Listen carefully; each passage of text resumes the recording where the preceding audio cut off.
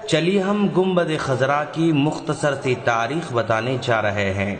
آج جو گنبد خضرا نظر آ رہا ہے وہ نبی کریم صلی اللہ علیہ وسلم کے زمانے میں نہیں تھا۔ صحابہ کرام کے پاکیزہ زمانہ 110 سن ہجری تک بھی نہیں تھا۔ تابعین کا سنہری دور بھی گزر گیا، اس میں بھی یہ گنبد نہیں تھا۔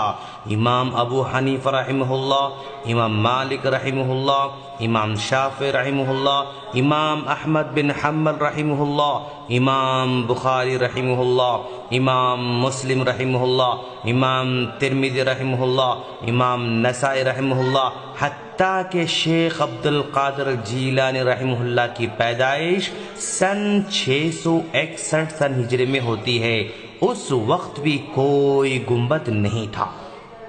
پھر سن 678 ہجری میں منصور بن قلاؤن صالحہ جو مصر کا بادشاہ تھا، اس نے کمال احمد بن برہان عبد القوی کے مشورے سے لکڑی کا ایک گنبد بنوایا اور اسے رسول اللہ صلی اللہ علیہ وسلم کے حجرہ مبارک کی چھت پر لگایا۔ اس وقت کے علماء اس بادشاہ کو روک نہ سکے، مگر انہوں نے اس کام کو بہت برا سمجھا،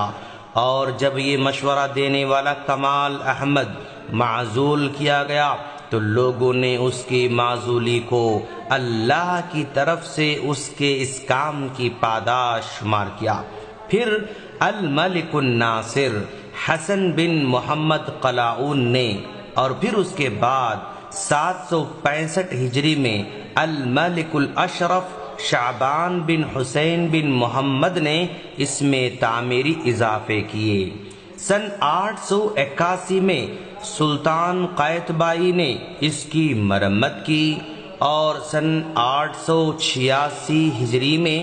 مسجد نبوی میں آگ لگی تھی تو گنبد کا ایک بڑا حصہ جل گیا تھا، اور اس کے بعد 887 ہجری میں پھر دوبارہ اس کی مرمت کی گئی، اور 892 میں سلطان قائتبائی نے مضبوط گنبد بنا دیا۔ پہلے اس گنبد کا رنگ مٹیالہ تھا، پھر اس گنبد کا رنگ سفید بنا دیا گیا، اور پھر اس کے بعد اس گنبد کا رنگ نیلا بنایا گیا، اور اس کے بعد سن 1253 ہجری میں سلطان عبد الحمید عثمانی نے سبز رنگ لگا دیا، اور آج تک بھی وہی رنگ جاری ہے۔ تاریخ میں جیسے جیسے رنگ بدلتے گئے اس گنبد کا نام بھی بدلتا گیا۔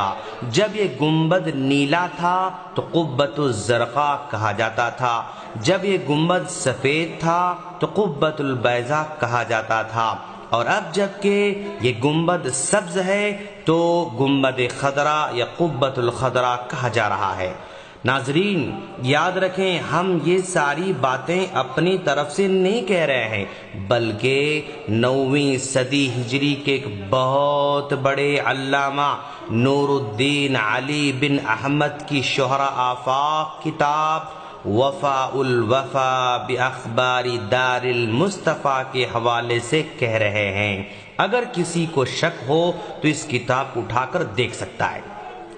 اس تاریخ سے پتہ چلا کہ روضہ رسول پر لگ بھگ 650 سال تک کوئی گنبد نہیں تھا، یعنی سیدھے سیدھے صحابہ کرام کے زمانے میں نہیں تھا، تابعین کے زمانے میں نہیں تھا، تبع تابعین کے زمانے میں نہیں تھا، امام ابو حنیفہ رحمہ اللہ کے زمانے میں نہیں تھا، امام مالک رحمہ اللہ کے زمانے میں نہیں تھا، امام شافعی رحمہ اللہ کے زمانے میں نہیں تھا، امام احمد بن حنبل رحمہ اللہ کے زمانے میں بھی نہیں تھا، ائمہ و محدثین کے زمانے میں نہیں تھا۔ جب یہ ادوار جو کہ سنہری ادوار کہلاتے ہیں، اس دور میں اس گنبد کا کوئی وجود نہیں تھا۔ گویا 650 سال کے بعد بادشاہوں نے گنبد کی تعمیر کی، حالانکہ نبی کریم صلی اللہ علیہ وسلم نے قبروں پر عمارت تعمیر کرنے سے، گنبد بنانے سے صاف منع فرمایا ہے۔ ان بادشاہوں نے نبی کریم صلی اللہ علیہ وسلم کے حکم کی صاف خلاف ورزی کرتے ہوئے گنبدوں کی تعمیر شروع کر دی،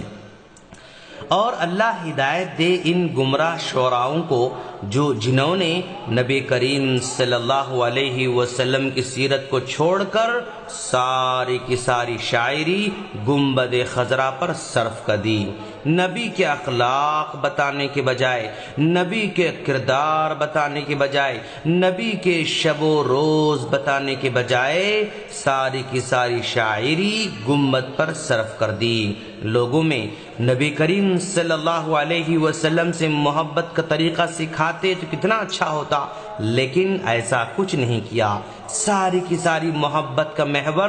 گنبد خضرا کو بنایا گیا اور پوری شاعری صرف گنبد کے اطراف گھومتی نظر آتی۔